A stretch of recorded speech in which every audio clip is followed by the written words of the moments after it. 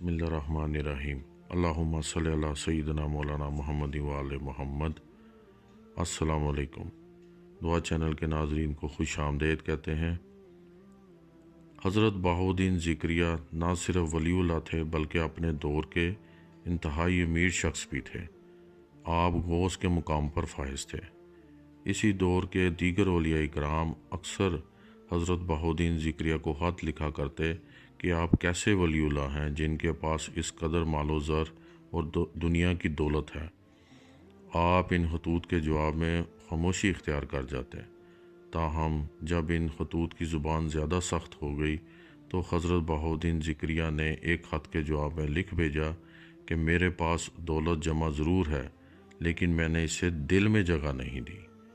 खुदा का करना ऐसा हुआ कि कुछ अरसे बाद रियासत में कहत पड़ गया।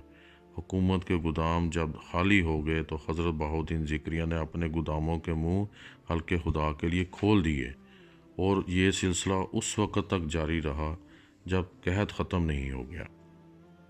नाज़रीन, दौलत कमाना बुरी बात नहीं, ताहम इस नीयत के साथ कि हम ज़्यादा से ज़्यादा कमाई करके कम से कम अपनी ज़ात पर खर्च करेंगे और बच जाने वाली दौलत अल्लाह के दूसरे बंदों पर खुले हाथ से खर्च कर देंगे तो ये अल्लाह को कर्ज देना है और अल्लाह से बढ़कर कर्ज चुकाने वाला कोई नहीं।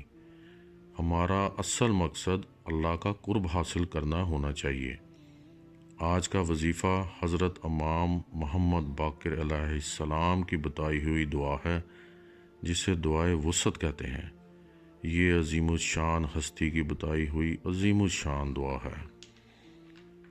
आपको ऊंचे ओहदों पर ले जाएगी और आपके तमाम दुनियावी अमूर में, रिज़्क़ में और कामों में ये दुआ वुसअत पैदा करेगी। अगर आप किराए के घर में हैं तो आपको अपना घर नसीब होगा। आपका अपना घर छोटा है तो आपको वसीउ शान घर मिलेगा।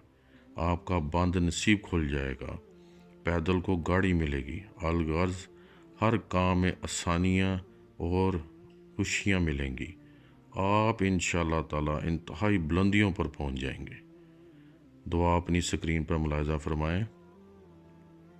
आपने ये दुआ रोज़ाना किसी भी नमाज के बाद 21 मरतबा पढ़नी है।